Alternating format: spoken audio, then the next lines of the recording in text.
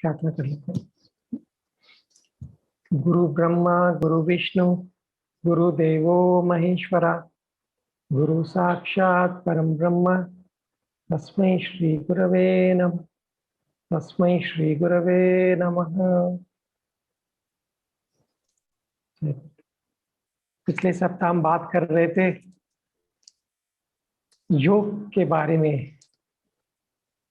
कृष्ण भगवान अर्जुन को योग का उपदेश दे रहे थे। जब अर्जुन दुख में था तो कृष्ण भगवान ने सांख्य योग का ज्ञान दिया। ज्ञान ही ऐसी शक्ति है जो हमें दुख से बाहर ला सकता है। ज्ञान के बिना दुख से बाहर आना बहुत मुश्किल हो जाता है। और एक बार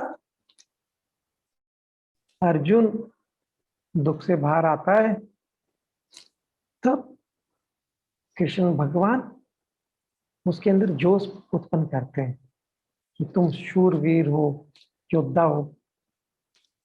और इसके बाद कृष्ण भगवान उसको समझा रहे हैं कि मन को शांत रखने से बुद्धि तीक्ष्ण होती है। जब मन शांत रहता है तब बुद्धि सही से काम करती है। और ये अभी हमारा जो विज्ञान है, मेडिकल साइंस भी ये बताती है कि अगर मन में तनाव होगा तो हमारी बुद्धि सही से काम नहीं करती। और ये 5000 साल पहले कृष्ण भगवान बता रहे हैं कि जब तक मन शांत नहीं होगा बुद्धि का योग बनेगा नहीं। जब तक मन शांत नहीं होगा बुद्धि आपकी ठीक से काम करेगी नहीं। और जब मन शांत है, बुद्धि एक है, बुद्धि जो आप करना चाहते हैं उस कार्य पे एकाग्र हो सकती है, तभी आप 100% लगा सकते हो। अभी इस क्षण पर अगर आपकी बुद्धि शांत नहीं है तो 100% नहीं लगा पाओगे आप। मान लो आप अभी कोई काम कर रहे हो, उसके फल के बारे में सोचने लगो, कहीं ना कहीं तनाव उत्पन्न होता है, मन में शांति आ गई और फिर बुद्धि सही से काम नहीं करती तो आप 100% भी नहीं लगा सकते। जैसे बहुत सुंदर उदाहरण है कि हम खेत में बीज डालते हैं, मान लो या हम फूल के पौधे उगा रहे हैं घर पर या तुलसी का पौधा, तो हम बहुत कुछ बीजों को ऐसे डाल देते हैं खेत में या क्या उसमें जहां भी गमला है उसमें कुछ बीज डाल देते हैं। हम ये नहीं देखते इस बीज से पौधा निकलेगा कि नहीं निकलेगा, हम ये मान ही लेते निकलेगा और अपना सही जो कर्म है वो कर देते हैं, तो फिर पौध आ जाती है। लेकिन अगर हम ये सोचने लगे कि इस बीज से पौध आएगा कि नहीं आएगा तो कैसे होगा? मन में तनाव उत्पन्न होगा, बुद्धि सही से नहीं चलेगी और आप 100% लगा नहीं पाओगे। यहाँ आप यही बता रहे हैं कि तुम बुद्धि को योग में लाओ, बुद्धि को एक करो। कैसे करोगे? मन को शांत करके। जब संबुद्धि हो जाते हैं तभी हो सकते हैं जब फल की चिंता ना करें, जो कर्म करते जाएं। और ये अक्सर हम सब करते हैं, है कि नहीं? कहीं ना कहीं किस श्रेणी में हम हर काम करते हैं। जब आटा गूंथते हैं, घर में खाना बना रहे हैं, आटा भी गूंथ रहे हैं, तो हम ये नहीं सोचते इससे रोटी कैसे बनेगी। हमें आइडिया है, उससे गूंथते जाते करते जाते तो सही हो जाता है। लेकिन अगर ये भय आ जाए कि इससे रोटी बनेगी कि नहीं तो कैसे होगा? आप समझ रहे? यही बात कृष्ण भगवान बता रहे हैं। देखिए, फल के बिना तो हम कुछ कर नहीं सकते। अक्सर लोगों को कंफ्यूजन हो जाता है, फल कैसे हम छोड़े? फल श्रुति तो हर शास्त्र में सबसे ऊपर है, तभी हम कर पाते हैं। और फल है इसीलिए तो सब काम करते हैं। लेकिन काम करते वक्त, अपना कर्म करते वक्त अगर आप फल की चिंता करते हो तो तनाव ले आता है, और वो तनाव आपकी बुद्धि को ग्रहण की तरह लग जाता है, उसको ठीक से चलने नहीं देता। तो बोलते जो जो लोग चतुर नहीं है, जिनकी बुद्धि ठीक ढंग से काम नहीं कर रही, वही फल की चिंता करते हैं और भय उत्पन्न कर लेते हैं अपने अंदर। ये क्यों बता रहे हैं? कृष्ण भगवान बोल रहे हैं जब आपकी बुद्धि शांत हो जाती है, मन शांत हो जाता है, बुद्धि तीक्ष्ण हो जाती है, तभी आप कोई भी कार्य में कौशल दिखा सकते हो। योगा कर्मसु कौशलम कब होता है? जब आपके अंदर योग का अनुभव आ रहा है, तभी, जब बुद्धि एक हो गई है, जो काम कर रहे हैं उस पे फोकस है, उधर आपकी एकाग्रता है, आप आगे या पीछे नहीं कर रहे हैं। अभी हम कर रहे हैं भगवत गीता, तो अभी बुद्धि ठहर गई है, भगवत गीता के बारे में सोच रही है, उसकी बात कर रही है, और यही बुद्धि यहाँ ठहर के कहीं और चली जाए तो फिर आप 100% नहीं दे पाएंगे, है ना? तो क्या कितनी खूबसूरत बात है कि जब आपका मन शांत होगा, आपकी बुद्धि अच्छे से चलेगी, फिर जो भी कर्म आप करोगे वो आप कुशलता से करोगे। योगा कर्मसु कौशल, है ना? और अक्सर हम समझते हैं फल की चिंता कैसे छोड़ें, फल तो मिलना है, सिर्फ उस कर्म को करते वक्त चिंता ना करें, खाना बनाते वक्त ये चिंता ना करें कि कैसे बनेगा, अच्छा बनेगा कि नहीं। जो भी ऐसी चिंता करता है वो अच्छा खाना नहीं बना पाता, लेकिन जो जैसा भी आया, जैसा भी आइडिया है उसको लेके बनाता है तो अच्छा बन जाता है। तो बोलते हैं जब सम बुद्धि होती है, जब बुद्धि युक्त हो जाते हो आप, आपका बुद्धि एक होता है, तो जो कर्म है उसका फल, बुद्धि एक है, कर्म का फल आप त्याग रहे हो, तो फिर बंधन नहीं होता कर्म का। फिर कर्म, देखिए कर्म से अगर अच्छा कर्म मिला तो उसका अच्छा फल भुगतना होगा, और उससे अच्छा कर्म नहीं है तो उसका कुछ दूसरा उसका असर होगा हमारे जीवन में, लेकिन कुछ तो होगा, बंधन होगा या स्वतंत्रता आएगी, और जीवन में आगे बढ़ेंगे या पीछे बढ़ेंगे, कर्म के फल मिलते रहेंगे। लेकिन जब बुद्धि युक्त हो जाते हैं, कर्म करते हैं, तो फल की चिंता नहीं करते, तो उसका फिर बंधन नहीं होता। फिर आप प्रेम की पराकाष्ठा पे उसको मैं पा लेते हो, उस परम पद को पा लेते हो प्रेम का। प्रेम आपका ऊपर नीचे नहीं होता, बना रहता है। ये बता रहे हैं, बोलते हैं जब ये बुद्धि शांत हो जाती है और जो मोह हो गया कि ये मेरा, ये पराया, ऐसा हो जाता है, जब इससे पार चले जाते हो, जब आप 100% लगाते हो, तब मोह रहता नहीं। तो बोलते जब आपकी बुद्धि इस मोह रूप दलदल से निकल जाएगी, और अक्सर क्या होता है, कुछ तो हमने सुना हुआ है कि ये कुछ अच्छा है, लोग बताते हैं अरे वो कर लो ये बहुत अच्छा है, ये काम करो बड़ा अच्छा है, वहां जाओगे स्वर्ग मिलेगा, ये काम करोगे स्वर्ग मिलेगा। पता नहीं है स्वर्ग मिलेगा, लेकिन सुनने से इच्छा हो जाती है। तो बोलते हैं जो सुने हुए और सुनने में आने वाले सभी भोगों को समता से आप देखोगे, जब बुद्धि शांति से देखेगी, उसमें कुछ वैराग्य की भावना बनी रहेगी, उसकी तरफ लालियत नहीं होगी, तब आप आगे बढ़ते हो, तब आपके अंदर जो वो परम तत्व है उसकी अनुभूति होने लगती है। कितनी बार अक्सर लोग बोलते हैं अरे ऐसा कर लो तो वो स्वर्ग मिलेगा, ऐसा करो तो ये हो जाएगा, पर यहाँ पे कृष्ण भगवान बोल रहे हैं कि ये सब बंधन है। बुद्धि में मोह आ जाता है, बुद्धि को लगता है इसे पाने से कुछ मिल जाएगा, लेकिन जब मन शांत है, बुद्धि योग में है, सो जो भी कर्म कर रहे हैं बिना उसका फल का त्याग कर दिया, कर्म करते जा रहे, तो बंधन नहीं रहता। तो बोलते अलग अलग बातें लोग बोलते हैं तो उससे बुद्धि विचलित हो जाती है। तो बोलती जब बुद्धि विचलित हो जाती है तब आप कर्म के बंधन में फंस जाते। और जब बुद्धि विचलित नहीं हो रही वही समाधि की स्थिति है। समाधि में समाधि का क्या अनुभव होता है? बुद्धि शांत हो जाती है, एकाग्र हो जाती है, उसके अंदर की चंचलता खत्म हो जाती है।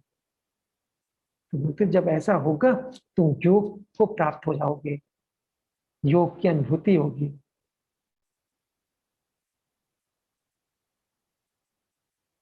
तो अर्जुन बोलता है, अर्जुन पूछते हैं कि क्या है। अब अर्जुन को भी थोड़ा सा उसमें इंटरेस्ट आ रहा है। तो क्योंकि सब लोग तो मुक्त तो होना चाहते।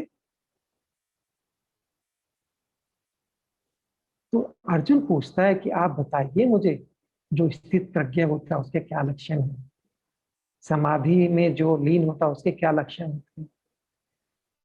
तो स्थित प्रज्ञ कैसे बोलता है, कैसे बैठता है, कैसे चलता है। उत्सुकता जाग उठी है अर्जुन के मन में। तो वो जानना चाहता है कि स्थित प्रज्ञ और जो समाधि में स्थित हो गया है उसके लक्षण क्या है। शायद अर्जुन जानना चाहता है कि उसके अंदर वो लक्षण है कि नहीं। अच्छा, अच्छे से पढ़े लिखे तो थे अर्जुन, राजा थे, और ये सब बातें सुनी हुई थी, अनुभव में नहीं थी लेकिन। और अब कुछ अनुभव जैसा बन रहा था। अक्सर क्या होता है, जिसको अनुभव है वो जब ज्ञान बोलते हैं, हमको लगता है हमको भी वो अनुभव आ जाता है बहुत आसानी से। अगर आपको किसी व्यक्ति की, जैसे गुरुजी बोलते हैं, आपके को कोई भी गहन से गहन कठिन विषय होता है, जब गुरुदेव बोलते हैं तो ऐसे लगता है हाँ समझ में आ जाती है बात। पर वो कोई और विषय ऐसा ही कोई बोलते हैं जिनको अनुभव नहीं है, सिंपल आसान विषय भी ऐसा लगता है कुछ कंफ्यूजन, कुछ पता नहीं चला। तो जब अर्जुन को कृष्ण भगवान ये बता रहे हैं, अर्जुन को अनुभव थोड़े थोड़े हो रहे हैं। उसको समझ में आ रहा है कि हाँ ये बात में कुछ है, ऐसा कुछ होना चाहिए। तो जानना चाहता है क्या लक्षण है। तो कृष्ण भगवान बोलते हैं, स्थित प्रज्ञा के लक्षण बताते हैं 55वें श्लोक से।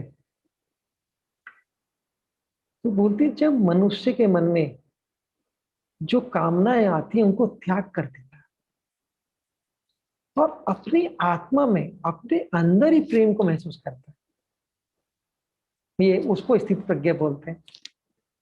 अंतर्मुखी सदा सुखी आपने सुना भी होगा, है ना। तो यहाँ पे अंतर्मुखी सदा सुखी क्यों बोलते हैं?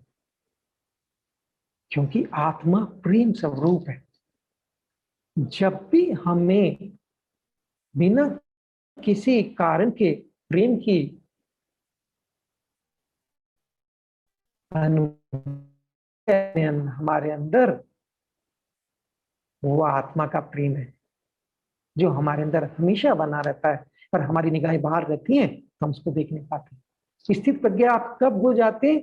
जब उस प्रेम को, आत्मा के प्रेम को महसूस करता हूं। और ऐसे क्षण हमारे जीवन में आते रहे। गुरुदेव कैसे इतनी सेवा कर रहे हैं, लोग कैसे कर पाते हैं? गुरुदेव को वो प्रेम की अनुभूति होती रही रहती है 24 घंटे। उसमें कोई रुकावट नहीं है, वो संतुष्ट है। संतुष्ट होके व्यक्ति के अंदर पूरा उत्साह बना रहता है, कोई परेशानी नहीं लगती, क्योंकि अंदर से प्रेम की अनुभूति हो रही है, संतुष्टि आ रही है। तो फिर सेवा भाव बन जाता है। जब भी आपके अंदर ऐसा हुआ तब आप भी सेवा भाव में रहते हो, तब आपको भी लगता है कुछ इसके लिए क्या करें। ये हमारे खुद के अनुभव है, पर ये अनुभव थोड़े समय के लिए ठहरते हैं। जब हम साधना करते हैं, ध्यान करते हैं, एडवांस कोर्स में बैठते हैं, फिर ये अनुभव भी बढ़ने लगते हैं। तो फिर बोलते हैं कृष्ण भगवान कि जो दुख मान लो आता है, देखिए परेशानी तो आएगी, चले जाएंगे, कोविड टाइम आया, परेशानी आई, लेकिन अगर उसमें मन दुखी हो जाए, मन में उद्वेग आ जाए, उद्वेग आ गया तो परेशान हो जाओगे आप। मन में तनाव आ गया, कुछ परेशानी आई, मन में तनाव आ गया, तो बोलते हैं ये बात सही नहीं है, वो स्थित प्रज्ञा का लक्षण नहीं है। परेशानी आने पर भी मन शांत है और सुख आने पर भी मन शांत है। बोलते हैं चने के झाड़ पे मत चढ़ो, या चने के झाड़ पे चढ़ा रहे हो आप, है ना। सुख आने से भी आप सुख को भोग रहे हैं, आपका सुख को भोग रहे हैं, पर मन में, बुद्धि में उस पर कुछ उसकी छाप नहीं पड़ रही, उसके उसका कुछ असर नहीं हो रहा हमारे अंदर, हम उससे अलग है। इंद्रियां के द्वारा सुख भोग रहे हैं और आप उसको साक्षी भाव से देखें, तो फिर क्या होगा? फिर कोई राग भी नहीं होगा, भय भी नहीं आएगा, किसी के प्रति ज्यादा लालसा भी नहीं आएगी, क्रोध भी नहीं आएगा, भय नहीं आएगा, क्रोध भी नहीं आएगा। और जो स्थिति, जो बुद्धि है वो स्थिर रहेगी, बोलते हैं उसको स्थिर बुद्धि कहते हैं, जो दुख में भी शांत रहे और सुख में भी शांत रहे, और किसके प्रति राग ना हो, भय ना हो, क्रोध भी ना हो। ऐसा ऐसा व्यक्ति को मुनि बोलते हैं, ऐसा बोलते हैं कि स्थिर बुद्धि होगी, उसका मन शांत हो गया। तो बोलते जो शुभ को प्राप्त होकर भी प्रसन्न प्रसन्न नहीं होता, उस सब चीजों में हिस्सा लेगा, लेकिन उससे अंदर, उस प्रसन्नता से अंदर कुछ हिलता नहीं है। कुछ लोग होते कुछ अच्छा हो जाता है, इतने एक्साइटेड हो जाते हैं कि अनबैलेंस हो जाते हैं। आपने देखा कब? ऐसे कई बार होता है, किसी को अच्छी समाचार सुन जाए तो हार्ट फेल हो जाता है, सहन नहीं कर पाते, उसका वेग होता है। तो बोलते सुख को प्राप्त करके भी जो ऐसे नहीं रहता, शांत रहता, और अशुभ को प्राप्त होके भी उसके अंदर द्वेष नहीं आता। अक्सर क्या होता है, कोई हमें हमारा अच्छा कर दे तो उससे राग होने लगता है, और कोई हमारे लिए कुछ गड़बड़ कर दे उसके लिए द्वेष हो जाता है मन में। बोलते हैं वो तो ना राग कर रहा जो आपके लिए अच्छा कर रहा है, ना द्वेष कर रहा, उसकी बुद्धि स्थित है, उसकी प्रज्ञा स्थित है, उसी को स्थित प्रज्ञा बोलते हैं, है ना। नहीं तो थोड़ी बात कोई बोल दे हमें बुरा लग जाता है, कोई हमारी थोड़ी सी प्रशंसा कर दे तो हम बोले नहीं समाते। बोलते प्रसन्नता को भी, जो व्यक्ति ऐसे प्रशंसा जो हो रही है उसको भी खुशी से स्वीकार करे, पर उससे मन में उतार चढ़ाव ना हो। अशुभ हो जाए, कोई आपके प्रति कुछ बोल दे, आपसे कटु वचन, तो भी आपका मन शांत है, ऐसी बुद्धि ठहर जाती है। नहीं तो क्या होता है, कुछ मिलता करने को एकदम कुछ फ्यूरियसनेस होने लगता है, कुछ ऐसे अंदर से उत्तेजना आने लगती है। तो ऐसे बोलते हैं, जो जैसे कछुआ होता है ना, कोई उसको लगे कोई खतरा है तो सब अपने पैरों को अंदर ले लेता है, अंगों को समेट लेता है अपने अंदर, है ना, देखा होगा आपने जरूर। तो बोलते हैं ऐसे ही जो व्यक्ति, जो इंद्रियां हैं, उनको विषय से हटा ले, इंद्रियों के द्वारा उसको अनुभूति हो जाती है कि प्रेम तो अंदर है, आनंद आत्मा से मिलेगा, तो वो इंद्रियों को विषय से हटा लेता है। तब उसको जो विषय का भोग करना उतना करता है, उसमें उसको ये नहीं होता कि मान लो आप फिल्म देख रहे हैं तो पूरा फिल्म नहीं मिली देखने को, आधी रह गई, तो आप परेशान नहीं होते, है ना। ये उदाहरण पे याद आ गया, हम 11वीं क्लास में थे, तब एक फिल्म दिखाने का स्कूल में प्रबंधन हुआ, और किसी कारणवश थोड़ा लेट हो गया, तो शिक्षक ने बोला कि अब लेट हो गया है, तो इसको बंद करेंगे, कल देखेंगे। और हम सब लोग को ऐसे हो गया, अरे पता नहीं क्या होगा, अभी अगले क्या होगा, ऐसे महसूस हुआ जैसे कुछ परेशान हो गया अंदर। तो शिक्षक ने बोला कि ये पिक्चर है आज, ये आपके लिए बनी है, आप इसके लिए तो ये आप देख नहीं पा रहे तो आप परेशान हो रहे, कल देख सकते हैं आराम से। तब समझ आई कि हाँ, बात तो सच है, कि कैसे मन में उत्तेजना आ गई कि ये तो हमें देखने थे और सर नहीं देखने दे रहे। तो बोलते हैं इंद्रियों से जो विषयों में आपको आनंद आ रहा है उससे आप हट गए, क्योंकि आनंद आपके अंदर है, आप खुश हो और फिर देख रहे हो, आज नहीं तो कल देख लेंगे, ऐसा बना रहता भाव। और जैसे जैसे आप देखो, हम जैसे जैसे जीवन में आगे बढ़े हैं, ऐसा ऐसा हमने किया है। पहले छोटी छोटी बातों से भय हो जाता था या लालसा हो जाती थी, अभी उन बातों का कोई मतलब नहीं है हमारे लिए। तो हमारी प्रज्ञा स्थित होती जा रही है, पर वो स्थित हो जाए कि हर विषय से ऐसे हम जो आनंद लेते हैं विषयों में, उससे हम बाहर आ जाएं, अपने अंदर आनंद लेते रहें, विषय मिले या ना मिले,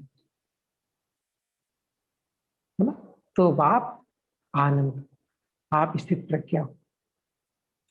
फिर बोलते हैं कि आपने मान लो इंद्रियां, अभी आपने थोड़ा व्रत किया, है ना, आपने जो इंद्रियों का आहार है उसको बंद कर दिया, आप मान लो उपवास भी करते हैं, मान लो आप खाना नहीं खाते एक दिन, तो हो सकता है आपके अंदर शुद्धता आ जाए, आपको लगे कि ठीक है। पर फिर ये बोलते हैं लेकिन अगर मन के अंदर उसकी लालसा बनी हुई है, आपने इंद्रियों को तो हटा लिया विशेष है, लेकिन अगर मन के अंदर उसकी लालसा बनी है, उसका विषय का रस आ रहा है, तो बात नहीं बन रही। तो बोलते मन के अंदर से कैसे जाएगा आसक्ति जो है उस विषय के प्रति, कैसे बाहर जाएगी। तो बोलते एक बार दृष्टा स्वरूप का जो परम परम दृष्टा है ना हमारे अंदर एक है चेतना, उसका एक बार अनुभव हो जाए तो फिर ये बुद्धि स्थिर हो जाती है। ये बात पतंजलि महर्षि ने भी की है। पतंजलि महर्षि बोलते हैं वैराग्य कैसे उत्पन्न होगा, एक अंदर झलक आ जाए तो वैराग्य उत्पन्न हो जाता है। वो बहुत मजेदार बात है, जब हमने पहली बार सुदर्शन क्रिया की थी, उससे पहले का जीवन और बाद का जीवन आप देखो, बहुत अंतर है। जिन चीजों से हम छूट नहीं पाते थे, जिन विषयों से हम निर्वृत्त नहीं हो पाते थे, निवृत्त नहीं हो पाते थे, अब हो पाते हैं, है कि नहीं। क्यों? क्योंकि हमें एक अनुभूति हुई, हमें हमने अपने आत्मा स्वरूप का एक हल्का सा आभास हुआ कि हम कुछ और है, शरीर नहीं। तो बोलते हैं कि जब जो भी देहधारी है उसको अपने अंदर एक परमात्मा का एक झलक भी मिल जाए, तो फिर ये सब मन के अंदर विषय वो भी छूट, कब छूटेंगे, जब अंदर हो जाता है। और ये हमारे साथ हुआ, एटलीस्ट मेरा तो ये अनुभव है कि क्रिया से पहले मन की सोच जैसी थी, और क्रिया कर सुदर्शन क्रिया पहले की, उसके बाद की सोच में बहुत अंतर किया। और ये बात यहाँ पे कृष्ण भगवान बता रहे हैं, है ना। आप कई बार लोग क्या बोलते हैं, यत्न करके हटा तो लेते हैं इंद्रियों को विषय से, पर मन के अंदर वो चलता रहता है, मन के अंदर उसी विषय पे कुछ ना कुछ आता रहता है। वो बोलते जब एक बार अनुभव होगा अंदर, तो फिर आप विषय से बाहर आ जाओ। और शायद यही कारण है कि हम लोग अध्यात्म के मार्ग पर आगे निरंतर बढ़ते जा रहे हैं, क्योंकि वो अनुभूति हमें हुई है गुरु जी के आशीर्वाद से। बोलते जो बुद्धिमान पुरुष है, अगर उसकी इंद्रियां उसके वश में नहीं है, तो उसकी बुद्धि को भी हर लेते हैं। आप देखो कई बार हम अध्यात्म में आ जाते हैं, सेवा करते हैं, लेकिन किसी एक विषय के प्रति मन में लालसा होने से फिर हम सोचते हैं चलो खा लेते हैं, क्या फर्क पड़ता है, आज ये खा लेते हैं, कल वो खा लेते हैं, और फिर धीरे धीरे धीरे आप कुछ ना कुछ बहाने बना के उन कामों को करके रहते हैं। इंद्रियां बलवान हो गई और आपके मन को हर लेते हैं, आपके मन को विश्व से अलग नहीं होने देते, है ना। तो हमारी इंद्रियां हमारे मन को विषयों में लगा सकती हैं। तो लेकिन बोलते हैं जो व्यक्ति मेरे मेरे परायण है, जो इस आत्मा में, अब कृष्ण भगवान है क्या, चेतना स्वरूप है, जो हमारे अंदर की चेतना है। आगे अध्याय में बताते हैं कि सबके हृदय में वो उपस्थित हो। तो यहाँ पे बोलते जो मेरे परायण है, जो इस आत्मा के साथ जिसका एक अनुभूति हो रही है अपने प्रेम की, तो वो अगर इंद्रियों को वश में कर ले तो उसकी बुद्धि स्थिर हो जाती है। बोली मेरे आत्मा की तरफ आप अपना ध्यान रखो, आत्म स्वरूप की तरफ, और फिर इंद्रियों को अपने वश में रखो। इंद्रियां आपके लिए हैं, आप इंद्रियों के हिसाब से नहीं चलो जीवन में। इंद्रियों को जितना आप इस्तेमाल करना करो, और जब उनको रोक लगानी है, लगाम लगानी है, लगाम लगाओ, तो फिर बुद्धि स्थित हो जाती है, प्रज्ञा स्थिर हो जाती है। नहीं तो इंद्रियां मन को हरेंगी, और जब मन चलता है तो बुद्धि में चंचलता आने लगती है, तो तनाव आ जाता है। तो बोलते जब आप किसी एक विषय, इसलिए बोलते संगत का बहुत प्रभाव होता है हमारे ऊपर। आप देखो जब संगत हमारी होती है कि जो लोग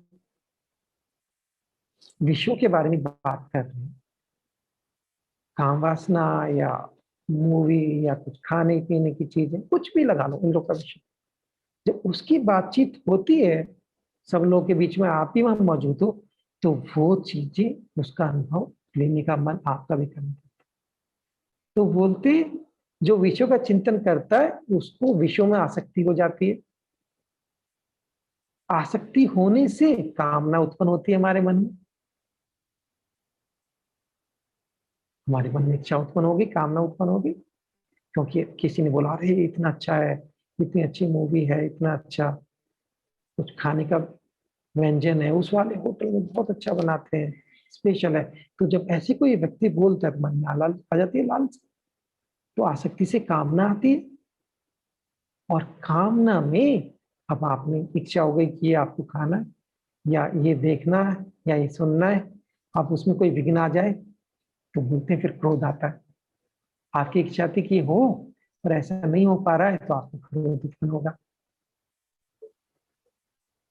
तो बोलते हैं जब क्रोध उत्पन्न होता है तो आपके मोह भाव आ अंदर, जाता आपके अंदर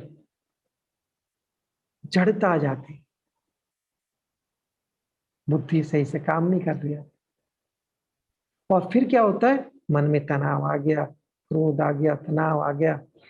अब क्या होता है, आपकी जो ज्ञान है, जो आपने सीखा हुआ है कि ऐसे नहीं करना चाहिए, वो सारी ज्ञान की स्मृति खत्म हो जाती है।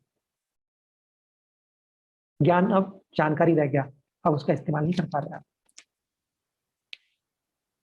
और बोलते हैं, जब आप स्मृति चली गई आपकी ज्ञान के विषय में, तो फिर भ्रम भ्रमित हो जाते हैं,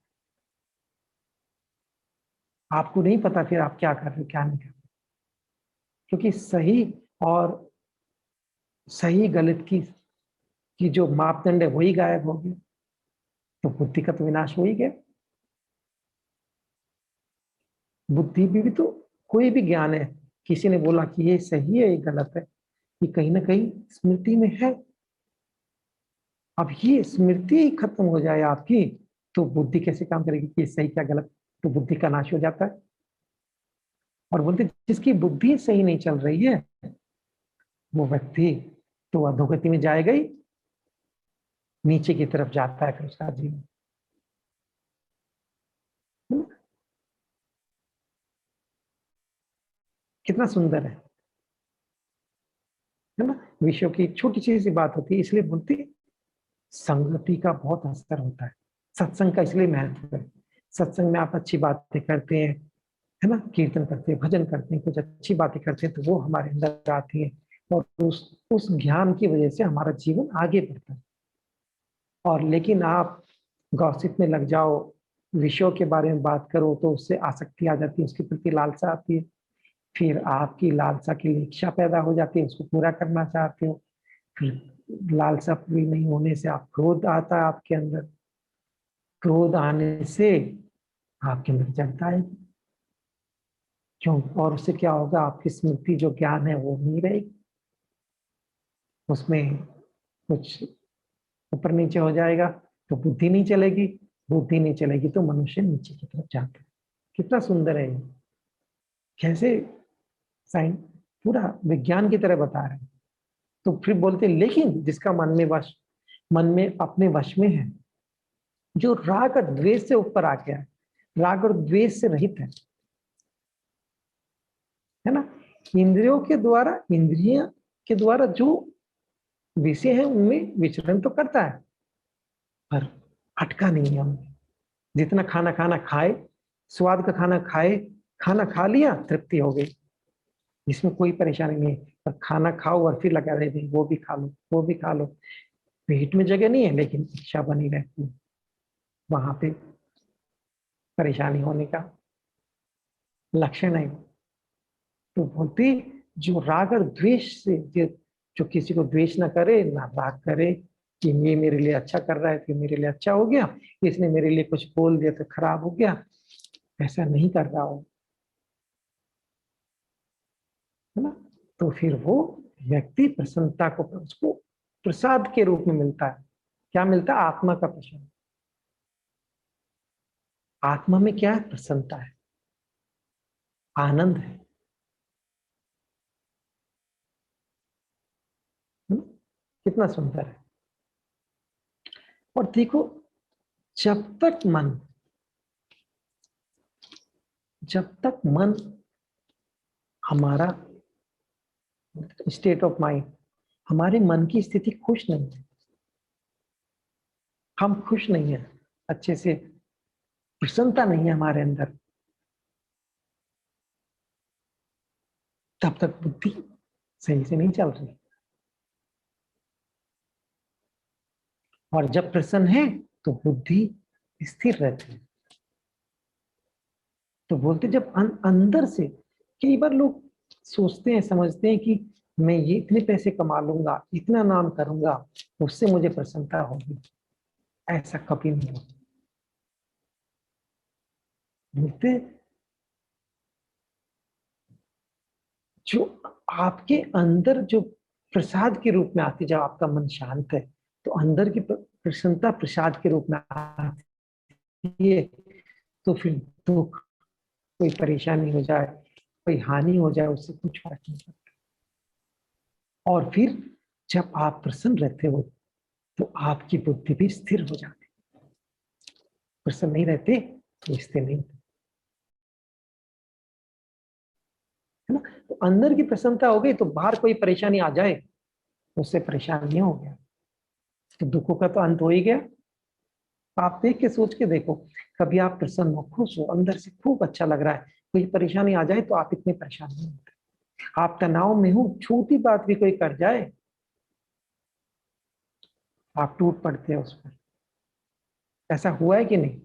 ये झांक के देखने वाली बात है, ये यहाँ बता रहे हैं कृष्ण भगवान, है ना।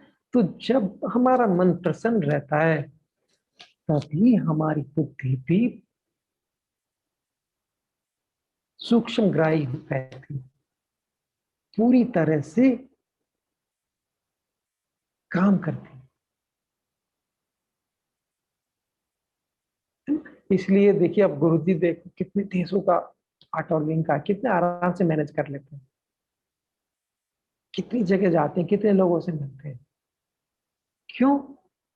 प्रसन्नता झलकती है, उनके पास आप जाके बात करो, आपके अंदर भी प्रसन्नता आ जाती है।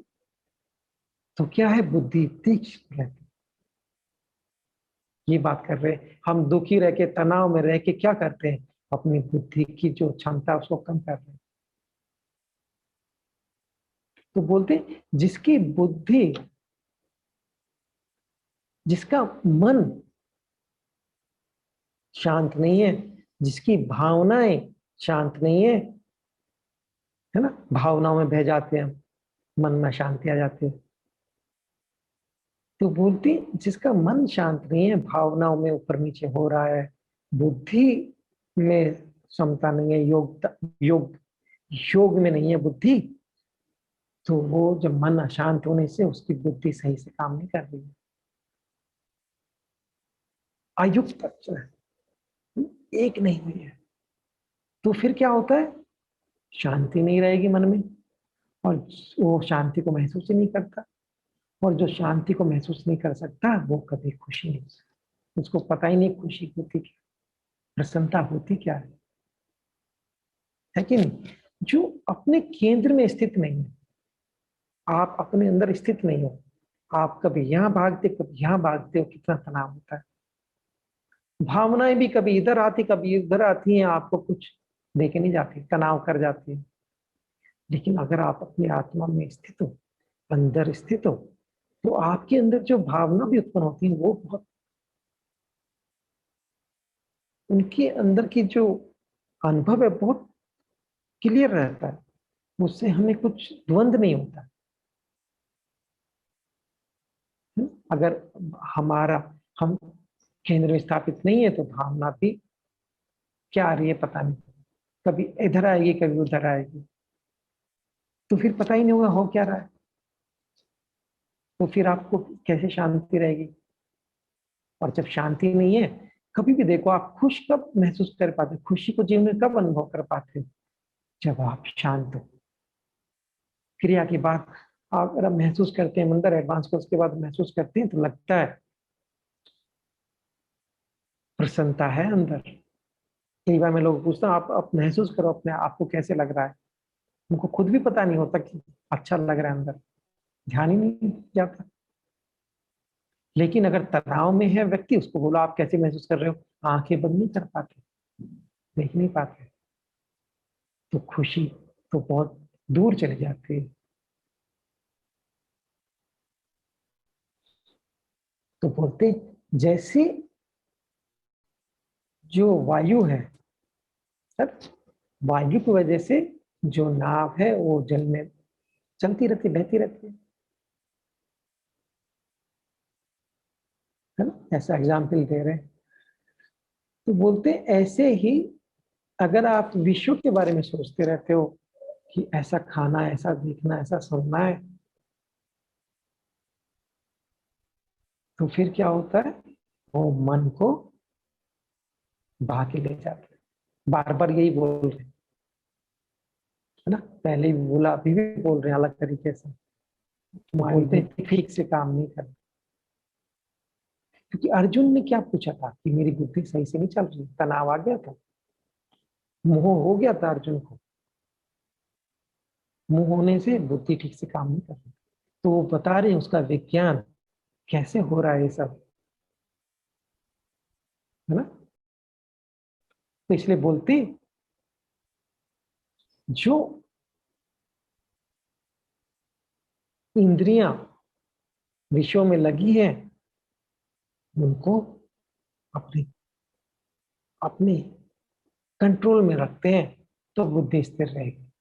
अगर विषयों में पूरा आप छोड़ दोगे, विषयों में आनंद लेते रह जाओगे, संसार में ही आनंद लोगे, अपने लिए कुछ समय नहीं दोगे अपनी आत्मा में स्थित होने के लिए, तो फिर बुद्धि स्थिर नहीं हो सकती। कैसे बुद्धि स्थिर होती है? जब आप कुछ समय शांत होके ध्यान करो, समाधि में जाओ, क्रिया करो, तो जो अनुभूति होती है, अनुभूति होने से आपका जो विषय में लालसा थी, जो आपका उसके प्रति राग था, वो कम हो जाता है, क्योंकि अंदर से आनंद महसूस होने लगता है। तो बोलते हैं जब इंद्रियां आपके वश में आ जाती, तभी इंद्रियां वश में आती हैं, उससे पहले आती भी नहीं। तो इंद्रियां आपके वश में आ जाती है तो बुद्धि स्थिर हो जाती है।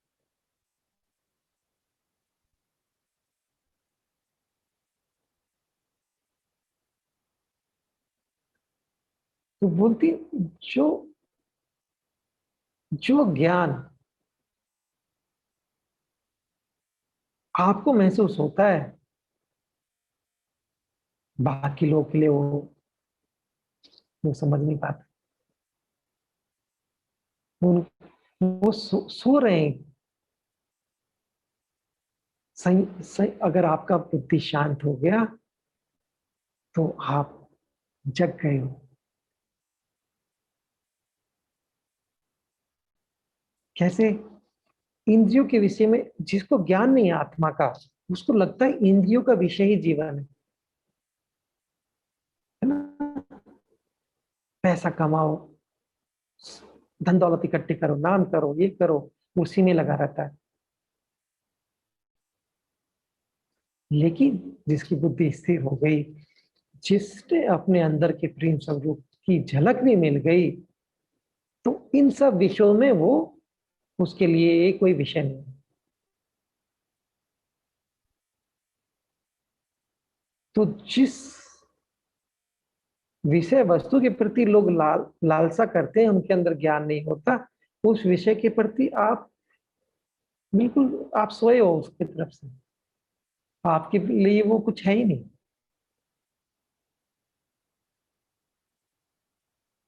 है ना। तो बोलते हैं कि संयमी के लिए जब रात होती है, बाकी प्राणियों के लिए वो दिन होता है। और जब ज्ञानवान सोता है,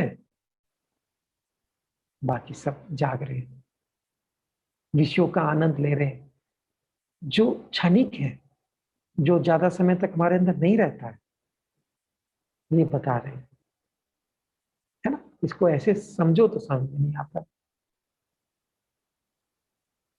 तो बोलते हैं वो शांति किसको मिलती है? जिसके अंदर जो इच्छाएं हैं कि मुझे ये मिल जाए, वो मिल जाए, जो वो इच्छाएं खत्म हो जाए। क्या होता है? देखो, एग्जाम्पल आप समझ सकते हो, समुद्र में देखो, समुद्र पूरा भरा हुआ है, गुरुदेव ने कितना सुंदर बताया है। यहाँ पे कृष्ण भगवान भी यही बता रहे हैं कि समुद्र पूरा भरा हुआ है, फिर भी सब नदियां उसमें जाती हैं।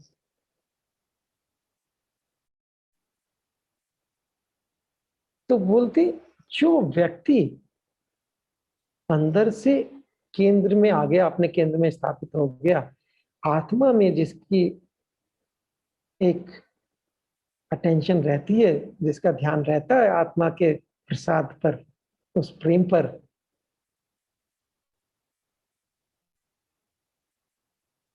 उसके अंदर शांति का अनुभव होता है। वो शांति को पा जाता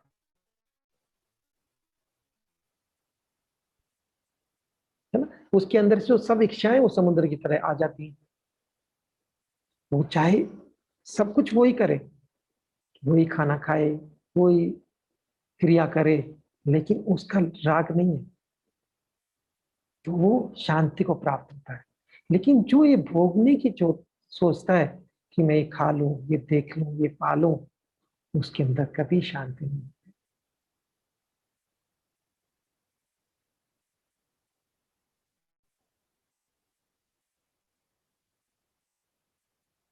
है ना।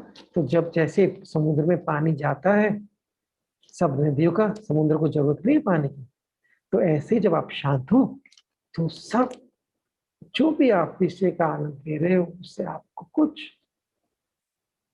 परेशानी नहीं होती, आप सब चीज का आनंद भी लेते हैं। तो अगर जीवन में इस जीवन का सुख भी भोगना है, तो अंदर केंद्र में स्थापित होना बहुत आवश्यक है। क्योंकि तब आप शांति का अनुभव नहीं करते तो प्रसन्नता नहीं होती। आप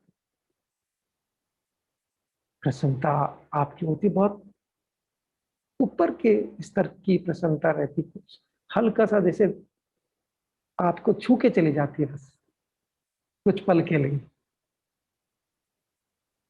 हम्म? तो जो शांति कैसे आती है, जब आप केंद्र में स्थापित हो गए तो मन में शांति आ जाती है और फिर आप प्रसन्नता को पाते हैं।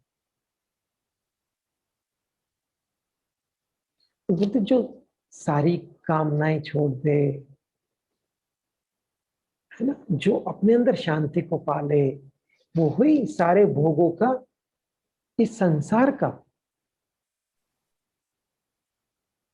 जो विषय भोग है उनका आनंद वो ही ले पाता है कि नहीं। अगर आप कुछ पैसा कमाना चाह रहे थे, आपने कुछ काम किया, फिर और लालसा आ गई तो और पैसे में लग जाओगे, आप शांत होके बैठ ही नहीं पाते। तो आपने जो मेहनत की, आपने उसको कहाँ भोगा। लेकिन जो शांत होगा, जिसकी इंद्रियां उसके वश में है, कामनाएं उसके वश में है, तो जो खाना खाएगा 100% खाएगा, उसका पूरा आनंद लेगा। बाकी समय जो लोग काम इच्छाओं में लगे हैं, वो खाना खाएंगे, उनका ध्यान कहीं और होगा, खाने का भी आनंद नहीं आएगा। तो कृष्ण भगवान बहुत अच्छे से बोलते हैं कि अगर वे इस संसार का भी आनंद लेना है तो भी अंदर केंद्र में आ जाओ, मन में शांति लेके आओ। बिना शांति के इस संसार में भी आप नहीं भोग सकते।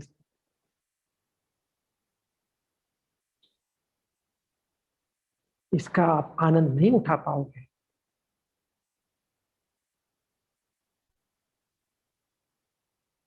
ना। तो बोलते हैं ब्रह्म को प्राप्त हुए पुरुष की स्थिति है, वो किसी चीज से मोहित नहीं होता। ब्रह्म को प्राप्त कौन हुआ? आत्मा का प्रसाद का जिसको अनुभव आ गया, है ना। तो वो हमेशा उस स्थिति में बना रहता है और वो मुक्त हो जाता है। ब्रह्म निर्वाण उसको मिल जाता है, निर्वाण को प्राप्त पा लेता है।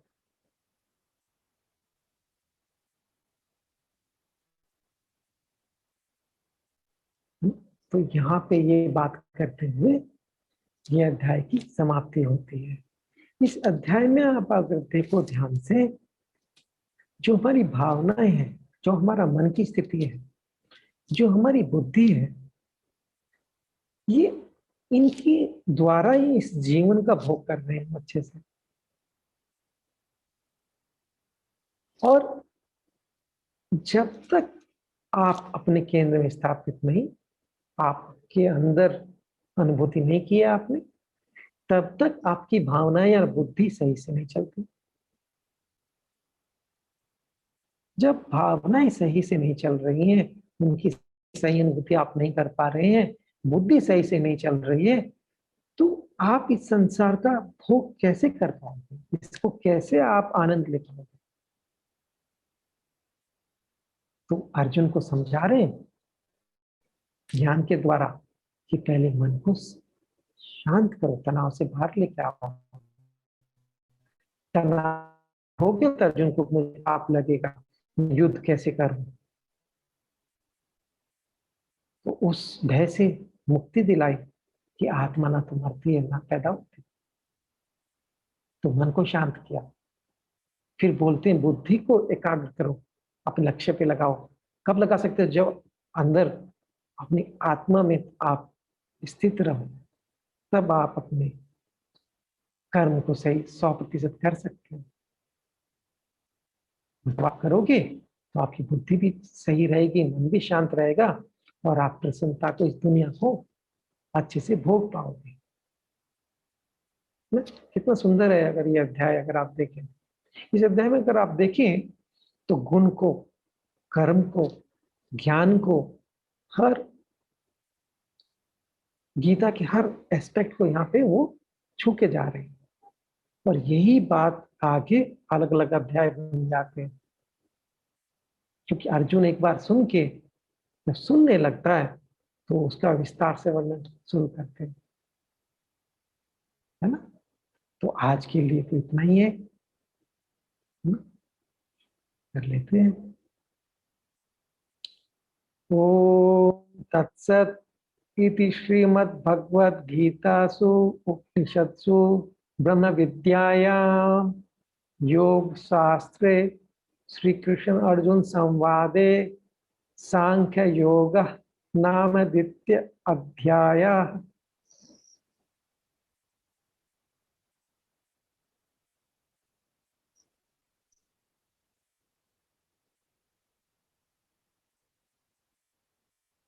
जय गुरुदेव। गुरु ब्रह्मा गुरु विष्णु गुरुदेवो महेश्वरा गुरु साक्षात् परम ब्रह्म तस्मै श्री गुरवे नमः। तस्मै श्री गुरवे नमः।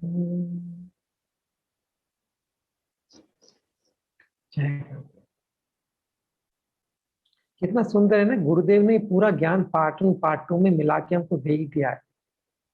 अब ये जब इसको गीता पढ़ के या सुन के या उसका हम मनन करते हैं तो कुछ अलग ही खुलता है, कुछ अलग ही बात बनती है। नहीं, नमो भगवते, इसको चैंट कर ले फिर देखते हैं।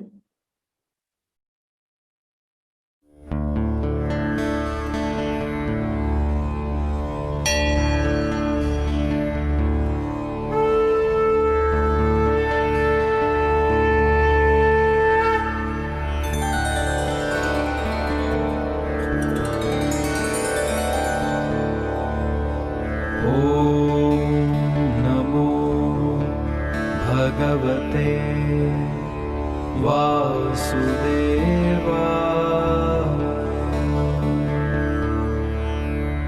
ॐ नमो भगवते वासुदेवाय।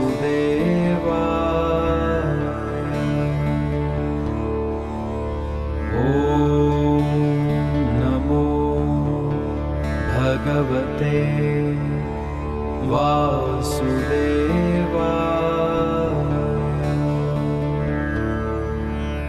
ॐ नमो भगवते वासुदेवाय।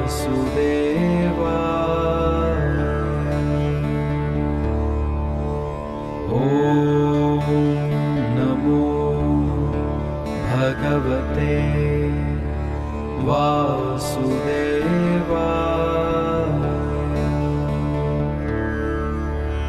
ॐ नमो भगवते वासुदेवाय।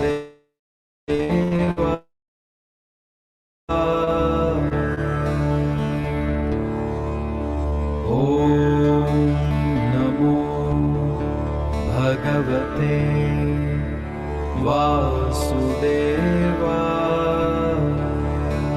जय गुरुदेव। मिलते हैं फिर। जय गुरु।